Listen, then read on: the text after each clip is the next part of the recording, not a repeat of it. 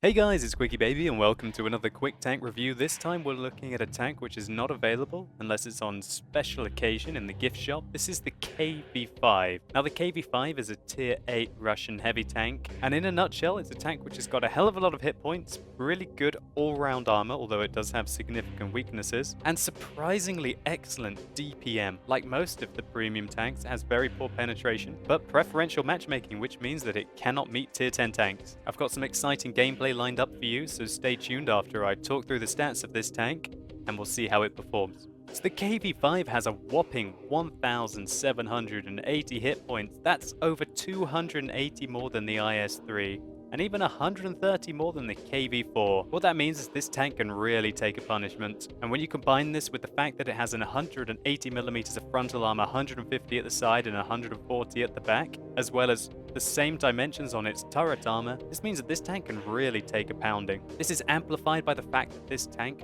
gets preferential matchmaking, so it can't meet tier 10 tanks. And when you can only meet tier 9 tanks and below, that amount of health points and that amount of armor really goes a long way. Now the tank weighs, when fully equipped, over 100 tons, and it has a very powerful engine to go with this, 1,200 brake horsepower, which means that its specific power ratio is not that bad. It's pretty slow, but you know, this still does have the performance to be able to get to quite decent speeds along the flat. Now the top speed of this tank is 40 kilometers an hour, which means that this can really pick up some speed down slope. But don't expect it to turn anywhere quickly because it's only got 18 degrees a second traverse speed. That's very poor traverse speed and probably one of the biggest letdowns of this tank. Very comparable to the KV-4. If you're an experienced KV-4 driver, the KV-4 handles almost in the same way as the KV-5. Now the KV-5 armor, as mentioned, is very strong. However, I will highlight some weak points. Firstly, this machine gun on the front is where the radio man sits. You can penetrate this reliably with maybe 160, 175 pen plus, although tanks with penetrations of 150 and less can still penetrate it, but with less reliability. Now the tank does have some weak points on the top, as we can see this MG cupola, and also although the armor is very thick, you can see that it's very flat as well, which means that you can get a flat surface here at this angle, you can get a flat surface here at this angle, and if you can hit just between the radio man, you can penetrate here quite easily through the front with 200mm plus. But really, from the front, you'd have to be a bit of a muppet to not be able to shoot this giant weak point on front of the tank. This means that when you're driving a KV-5, it's quite good if you just almost plant the tank at 45 degrees and you go backwards and forwards to try and make them miss your radio man. Also, if you can somehow find a rock that's able to cover it, then that's a great advantage as well. Now just to talk about the gun that this tank has, it uses 107mm. And you might be saying, oh my god, is that really the same gun that you use on the tier 6 heavy tank, the T150? Then yes, it is. This tank has got awful penetration for a tier 8 heavy tank at 167mm. But its rate of fire of 7 rounds a minute means that its alpha damage of 300 is pretty good. Many people have the mistake of thinking that the KV-5 has got 320 alpha damage, but that's not the case. And the gun is slightly more accurate, and it's got not too bad aim time for Russian heavy tanks of 2.9 seconds. What this means is that with the KV-5, that you're likely to be having to fire quite a few premium rounds, which have got 219mm of penetration. However, as you can see, they do cost a lot. 4,400 a shot, and one of the best things is the fact that this tank fires 107mm ammo is that the ammunition costs are so cheap, 270 credits a shell for its regular ammo. That means that this thing barely gets an ammo cost unless you decide you have to fire those premium rounds. And really, if you're engaging tier 8 heavy tanks and above, you are going to have to fire premium at them. However, it's very satisfying to be able to eradicate soft targets with your regular rounds and basically not have to pay very much credits to do so. Now the remaining stats of this tank are not that impressive. It's got 21 degrees a second turret traverse, which is very slow. Its view range is 350 meters, which make this fairly blind for a high tier tank, and its signal range is 440, which means that the KV-5 can quite often find itself out of radio communication with its own team if they've got poor radios as well. Remember that as this is a premium tank, you can use your crews from other tanks. As we can see here, I'm using my IS-3 crew, as well as a few members of my KV-1S crew, so I can train them up more quickly. So hopefully I've shown you all that you need to know about the KV-5. Let's take a look how it performs in some gameplay. Okay, so here we go, we're playing the KV-5 on airfield. Now you guys might be noticing that I have changed my video setup a little bit. I hope that this is better. This might be a bit of a trial run. Please give me feedback in the comments below whether you think the video quality is better and you think this setup is more optimal for my future YouTube content. So I'm playing the KV-5 along with Ike and with Jingles, and considering this is a KV-5 review, what better than to not show you one but three of them in the same game. Now, one thing I will highlight is that the KV-5 does get preferential matchmaking, which means that it cannot meet tier 10 tanks. What this also means is that when you play the KV-5 in a platoon, this kind of maximizes the strength of the KV-5. Trying to fire clutch at the Leopard there, I miss, but it looks like either Ike or Jingles makes a sterling hit on them. And so just to touch again, really in platoons the KV-5 is very strong. Hopefully, as we're going to showcase here.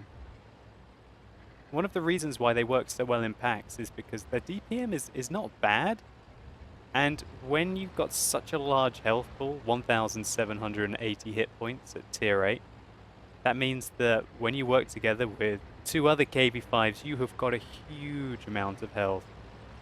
And that allows you to sort of spread the blows between the team. So we've gone into a bit of an interesting position here. This isn't really what I would call a typical location for a KV-5, but we noticed that a lot of our tanks were going up north, and so we decided let's hold the mid-ridge. We try and fire clutch there at the Type 59, but we were unable to penetrate his front plate. Remember that with the regular rounds, the KV-5 has only got 167 millimeters of penetration. That is very weak indeed for a tier 8 heavy. But not exceptionally weak when you compare the other tier 8 premium heavy tanks, such as the IS-6 and the new 112, that also get 175 millimeters of penetration.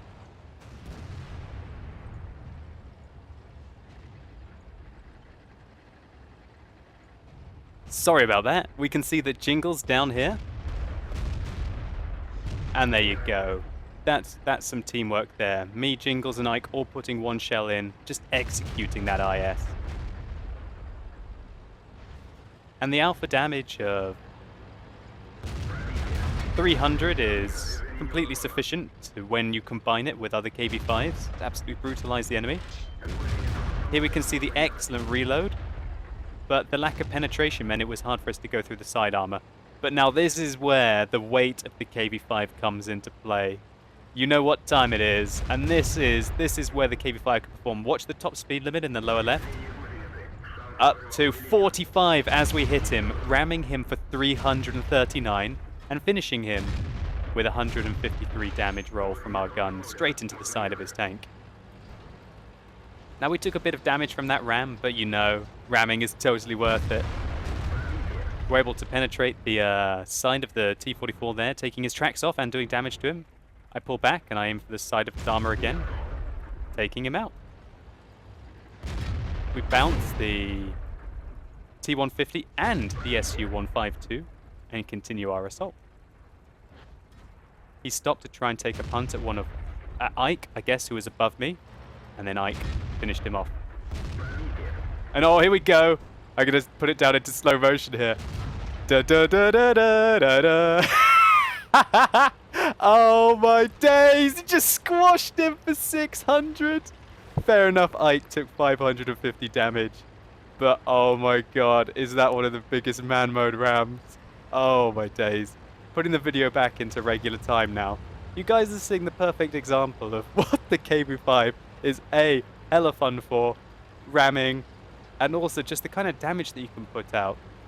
Even though the penetration is quite low, the high rate of fire with the 300 alpha damage can be quite significant. And you've got to hand it to King Ike there for brutalizing the enemy with a huge ram. There we can see we were able to take out that Jagdpanther fairly effectively. And this is definitely a couple of tanks that you do not want coming towards you. Well, actually 3 of us. A whole battalion of KV-5 tanks. Oh, now this is a bad situation for us. We're firing IS-3s, and none of us penetrate his armor. Now this is where I reload premium rounds, because I know that at this kind of range, the 167mm of penetration with my standard ammo has basically no chance of going through the IS-3. The premium ammunition on this tank has got 219mm of penetration, and that at least gives you some opportunity to be able to penetrate the IS-3 at range, although you're going to have to pay for it. So unfortunately, Jingles got taken out there with a snipe from the IS-3, but we're going to continue attacking. I see his nose here. Unfortunately, my shell goes slightly to the left. If I was able to hit the nose of his tank there, the way that it was angled would have meant that it would have been a flat surface for me, and my premium ammunition would have been able to go through him. So I'm fairly sure that both me and Ike loaded a premium shell there, and we were able to do between 600 and 700 damage to him, considering I rolled fairly high. Now we're looking for a shot on the T-25. We make it happen. Both me and Ike fired at exactly the same time there. The subwoofer went off, and that's all she wrote for the enemy tank.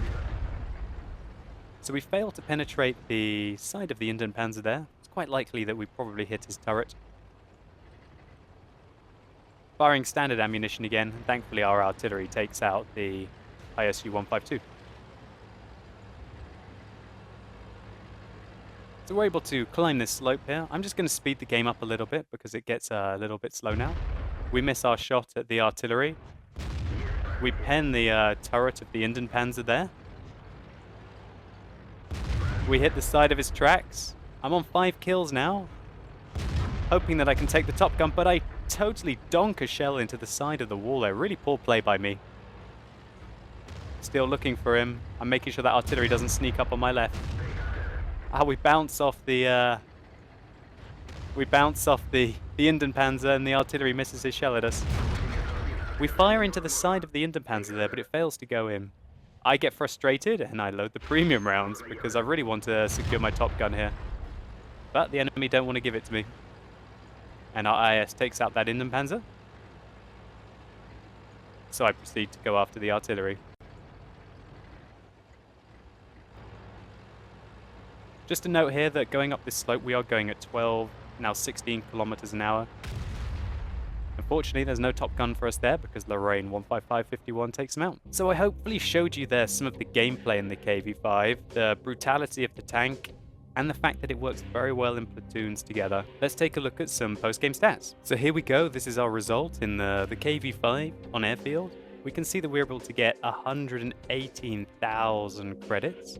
And we got 4,322 experience for our double. We can see that we were able to do over 4,000 damage. Our accuracy was to be expected with this kind of a gun that you have on the KV-5. We hit 20 out of 24 shots, and of those 20, 15 penetrated. However, we took 15 hits, which meant that we got the steel wall, and of those 15 hits, only 6 penetrated our tank, giving us a potential damage received of 3,650. Now, we damaged 10 enemies, and of those, we destroyed 5 of them. As you can see here, me, Ike, and Jingles all finished in the top 5, and you can see just how much experience this tank makes. Even if it doesn't do that much damage, getting 1,441 experience for a non-double with non-premium is a very healthy result for only doing 4,000 damage in a tier 8 game. I think I showcased how the KV-5 can perform well in packs, but that doesn't mean that it can't handle itself solo, as you're going to get to see in this next gameplay. Also, hopefully I highlighted that you should never underestimate a KV-5 if it's coming downhill at you. So here we go again. I'm playing with Ike and Jingles again. However, I did promise you this is going to be more of a solo look at how the KV-5 can perform. I'm just going to speed the game up here. I'm going to play this map very aggressively. We're playing on South Coast. I'm just going to put it in regular time so you can gauge how fast the KV-5 can progress downhill. Okay, so I'm thinking, uh-oh, we're going to be in trouble here. We're going to meet a 112 and a Comet. I fire on the move, but we don't penetrate the target. So you can see that Ike and Jingles behind me are going off into the town. We had a little bit of miscommunication. I've managed to spot the artillery. Scout KV-5 is Scout KV-5. And then right now I'm in a tricky situation. If we just pause it for a second here, we can see Ike and Jingles have gone into the town. I've got a good amount of fire support behind me, but I've got a Comet 112, MX M445, T-34, E-75, and the artillery who's taken an aggressive location, as well as having a 50-100 who could put pressure on me from the town. However, let's just keep calm. I'm looking around me. I'm seeing if I've got a shot on that artillery, which I do. I turn my turret around. Try and aim for the artillery. I take a blind fire at him, and we get penetrated from above by the AMX-45. I'm also getting hit in the side by the AT-15 who has just joined the fight. But I'm still hiding my side from this 112, who shoots me in the track, failing to penetrate me. Now this is very interesting. Me versus a 112, okay? And this is one of the other Tier 8 premium tanks, which has just come into play, which also has preferential matchmaking. And just watch what we're going to do to this 112's lower plate.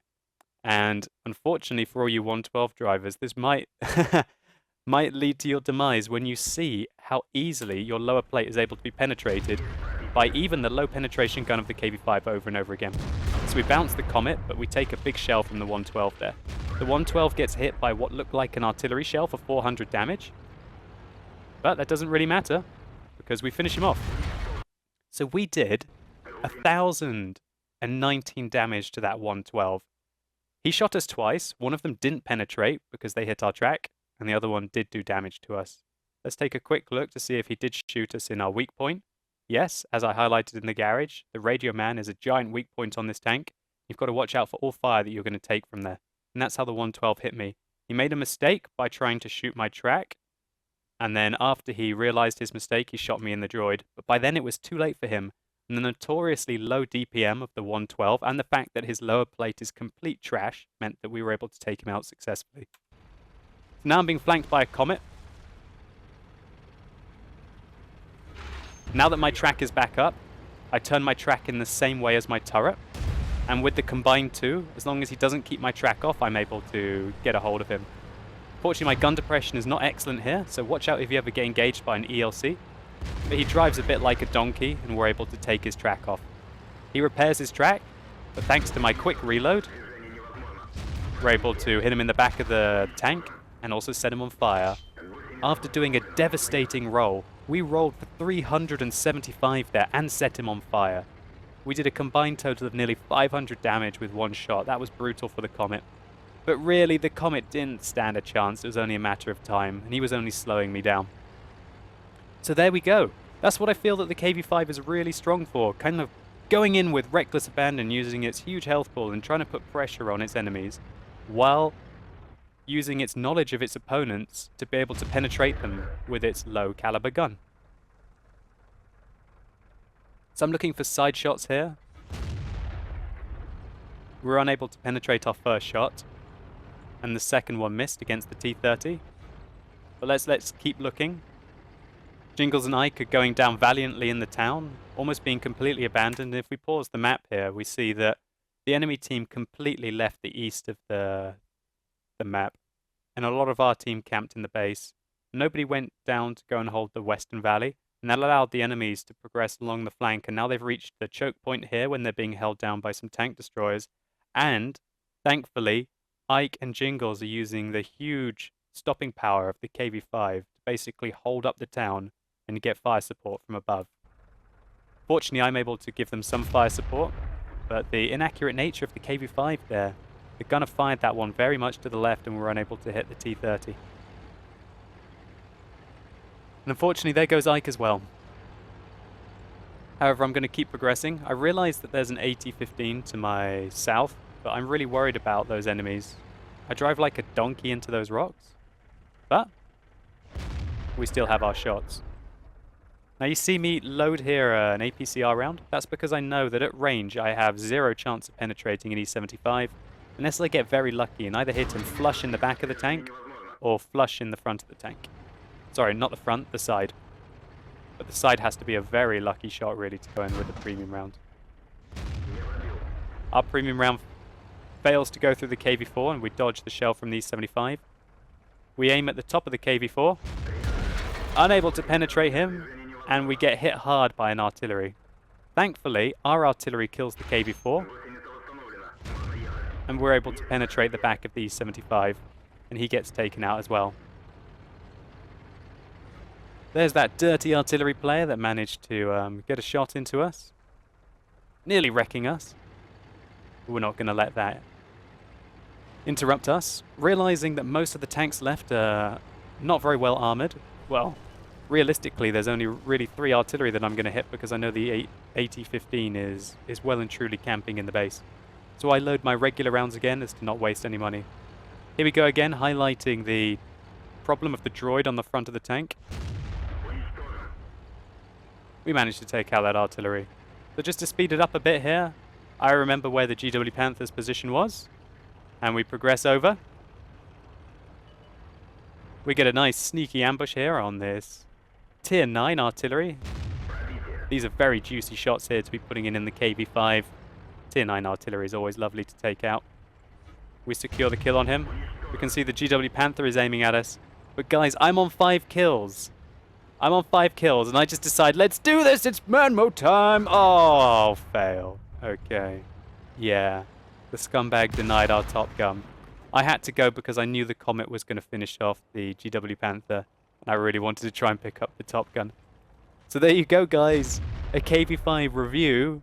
2 games and no Top Gun, both denied at the end in brutal fashion. So let's just take a quicker look at some post-game stats. So here we are, we were able to get 3,920 experience for our double again, getting just shy of a 2,000 non-double with a premium account, and nearly able to make another 100,000 credits. When we look at the detailed profit, we can see that the whole repair of the KV-5 was through 8,600 credits. That's very cheap, and we only spent 4,000 on ammunition, meaning that we made 85,000 credits that game. Now looking at the team scores, we were able to get 1,307 experience, non-premium, and we can see that even though Jingles and Ike went down fairly quickly in the town, they were still able to finish 3rd and 4th on experience. That really showcases just how much experience the KV-5 gets. It has a ridiculous multiplier. It's obvious that Wargaming don't expect these tanks to do that much damage, and what that means for you as an educated player is that you can get a hell of a lot of average experience on this tank.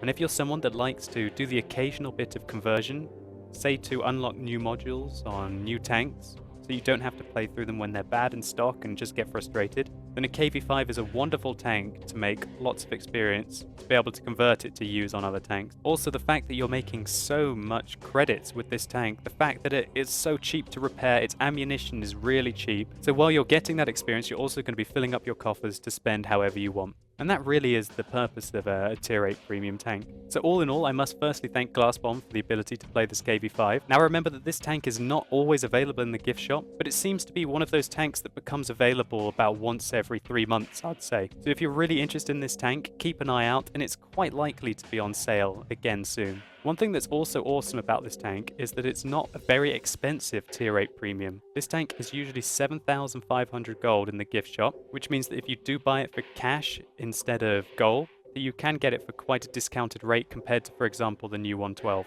I would definitely recommend you picking up a KV-5 if you have Russian heavy crews. It's very nice to have an experienced crew in the KV-5, which can mitigate some of its poor features. So guys, I hope you've enjoyed this review. If it's been useful to you, please consider rating it down below. I'd really appreciate it. And tell me, what do you think of the KV-5? Is it your favorite moneymaker? Do you think it's just a big XP pinata? I personally do look at them like they're big XP pinatas when I'm playing tanks such as the IS-3, the E-75, ST-1, but having now had first-hand experience of them, I can see if they're played in a certain way that they can still have devastating effect on the battlefield. Anyway guys, thank you so much for watching. You've been epic, and hopefully I'll see you soon.